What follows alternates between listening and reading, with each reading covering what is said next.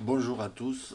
Aujourd'hui, je vous propose d'étudier un cas concret sur le réseau d'un ami il m'a passé son point lay. Euh, il m'a demandé de lui créer les itinéraires en vue de créer surtout des scénarios. Donc j'ai créé des itinéraires et j'ai placé des actionneurs et les trains interagissent entre eux. J'ai laissé tourner, cette simu fonctionne parfaitement. Je l'ai laissé tourner cet après-midi 3 heures d'affilée. Et il n'y a jamais eu de situation de blocage ou autre. Euh, tout, tout a très bien marché. Mais en créant les itinéraires, j'ai dû avoir recours à une petite astuce que je vous avais pas encore communiqué jusqu'à présent. Et c'est donc l'occasion de le faire. Donc, je dis souvent, on va laisser tourner pour le moment la simu, c'est pas un problème.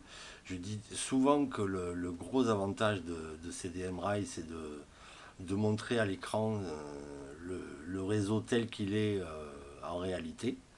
Alors, c'est vrai que c'est un énorme avantage, mais il y a comme un peu l'inconvénient de l'avantage, c'est que si on a un réseau avec des niveaux inférieurs et supérieurs, en fait, à l'écran, on va se retrouver avec quelque chose qui peut être un peu confus.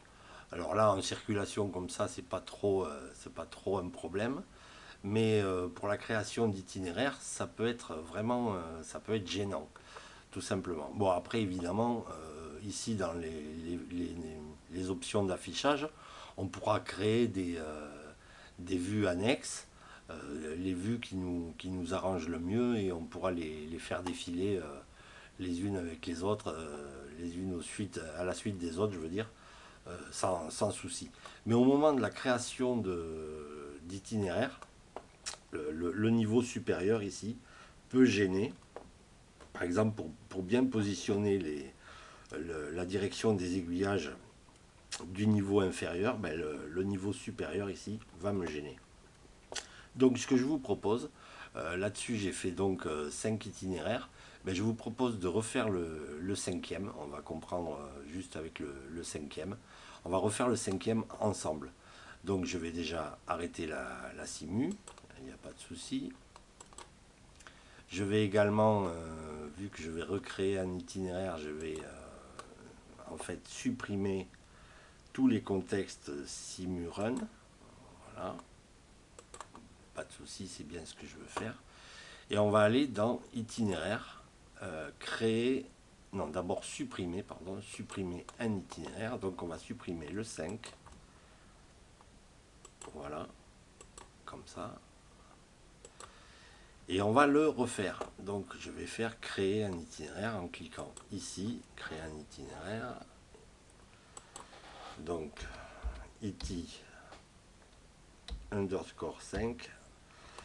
Pour le moment, j'ai pas d'autre idée. Donc it, voilà. Et on y va. Alors là, on voit d'emblée, alors je voudrais créer un itinéraire qui parte du bas, qui aille jusqu'en haut. Mais là, d'emblée, encore là, c'est pas la cinquième voie, c'est pas la pire. Je pourrais encore avoir à peu près accès. Mais on voit quand même que le niveau supérieur me gêne.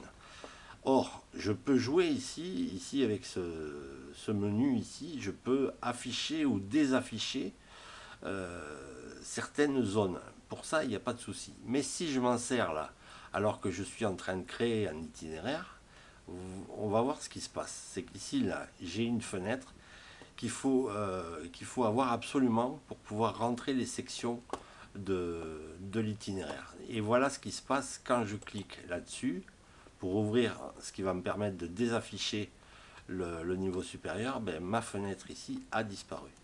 Donc je vais vous montrer. Donc là déjà j'enlève à l'affichage, j'enlève le niveau supérieur, c'est bon, il a disparu. Mais donc ma petite fenêtre ici a disparu aussi. Ben, l'astuce tout simplement c'est de faire ajouter une section. Ça va nous permettre de repartir de là où on s'était arrêté. Donc là, on s'était arrêté au début, ben on repart au début de l'itinéraire, il n'y a pas de souci. Donc, pour créer l'itinéraire, on va le créer donc sur cette voie numéro 5 ici. Là, ici, on voit les actionneurs, hein, je ne vais pas revenir dessus. Alors, je testerai, alors là, je les ai mis ici.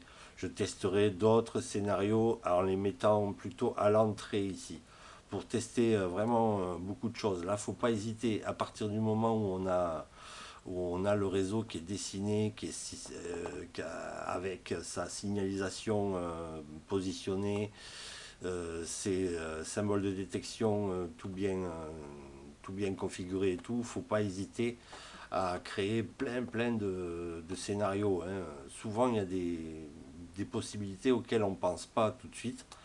Et faut tout explorer, quoi, hein. Faut pas hésiter. Donc là, pour que le train puisse partir d'ici, il a d'abord fallu qu'il puisse rentrer ici. Donc ici, je vais positionner cette aiguille comme ceci, pas de problème. Là, il n'y a pas de problème, il peut repartir. Je ne suis pas dans le bon sens. J'inverse ma sélection. Ça, maintenant, vous connaissez, j'en ai déjà parlé. Là, je vais faire un stop requis de 999 secondes. Ça, c'est bon. Et je vais donc attendre l'actionneur numéro 1. Ça veut donc dire que ce train-là partira quand un train ici arrivera sur l'actionneur numéro 1. Voilà, tout simplement. N'importe quel train. Alors je pourrais le rendre nominatif, je l'ai déjà dit dans une vidéo, on verra ça aussi. Là, il y a, sur un réseau comme ça, c'est le réseau d'un ami, il y a déjà énormément de possibilités. Vraiment, vraiment, vraiment. Donc il faudra tout explorer ou le plus possible, quoi. Donc on y va, on dit ok, c'est tout bon. On continue. Ici, là on est en voie cachée, on peut se permettre de rouler d'emblée un peu vite, c'est pas le problème. À 70. Là ici à 70 aussi, pourquoi pas. Et là, on voit maintenant que je vais avoir besoin de faire réapparaître mon niveau supérieur. Alors, impeccable, je vais me servir de ça à nouveau, mais vous allez voir que ça va disparaître. Voilà, ça a disparu. Je réaffiche mon niveau supérieur.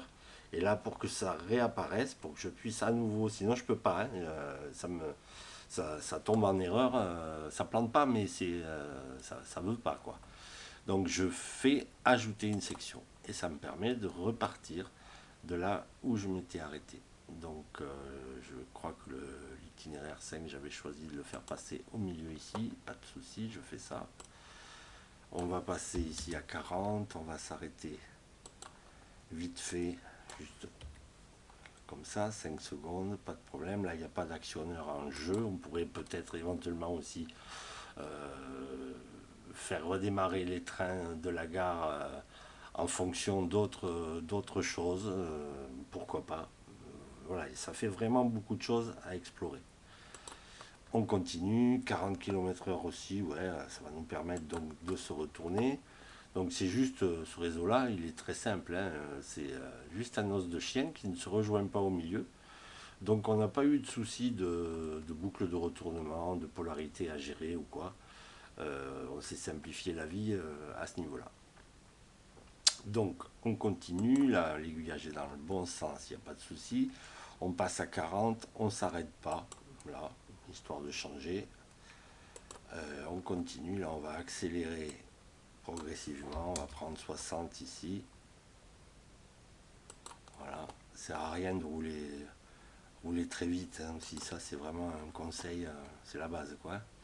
Plus ça roule vite, et plus c'est moche en fait. Vraiment.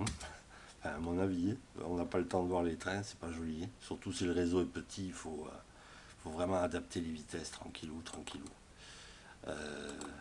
On continue, 70, très bien. Et là, on va venir reboucler, puisque on arrive au canton qui nous a permis de démarrer. On va pouvoir reboucler, ça va nous le dire, voilà. Alors là, ça me demande, ça aussi, il faudrait peut-être que j'en parle, ça me demande, à ce stade, cet itinéraire peut être rebouclé. Bon, ça, voilà, c'est déjà une constatation. Souhaitez-vous le reboucler pour pouvoir l'utiliser dans l'état actuel? Oui, pourquoi pas, oui, mais ici, il y a non. Si je clique sur non, ici, ben, en fait, je pourrais continuer mon itinéraire. Et par exemple, au lieu d'emprunter cette voie ici, là, la voie numéro 5, je pourrais emprunter la voie numéro 4, par exemple, et refaire tout le trajet pour plus tard revenir en voie numéro 5. Et là, à nouveau on me demanderait si je veux vraiment reboucler. Donc on peut vraiment créer des itinéraires très très complexes rien qu'avec cette possibilité-là. Bon, nous on va juste s'arrêter là, donc je vais dire oui. Et, et voilà. Voilà, voilà. En gros, ce que je voulais vous montrer, donc, c'est cette astuce ici, là, qui est, si on ne le sait pas, ben, on peut chercher un moment parce que j'ai pas souvenir que ce truc-là soit écrit quelque part dans la doc de CDM. Euh, Forcément, il y a toujours des petits trucs qui manquent et je n'ai pas souvenir. Hein, je ne veux pas dire de bêtises, mais il ne me semble pas que ce soit indiqué. De toute façon, même si ça l'est, ben, ça fait pas de mal de le voir en vrai. Voilà, voilà. Voilà, voilà. Et écoutez, je ferai sûrement comme ça des petites vidéos sur des cas concrets. Normalement, je devrais recevoir un autre point lay bientôt d'un autre modéliste qui lui est un peu en galère parce qu'il n'arrive pas en fait à. Il n'a peut-être pas tout bien compris comment positionner la signalisation et les zones de détection et ça simu plante systématiquement. Moi, voilà, il m'a juste montré une capture d'écran en photo. J'ai tout de suite vu où étaient les problèmes, parce qu'il y a plusieurs problèmes. Du coup, ben, sûrement que me servirai de ce prétexte pour débugger. On débuggera ensemble ce réseau et ça marchera normalement très très très bien. Voilà, voilà, je vous dis à très bientôt et merci pour l'intérêt que vous portez à mes vidéos. Ciao, ciao.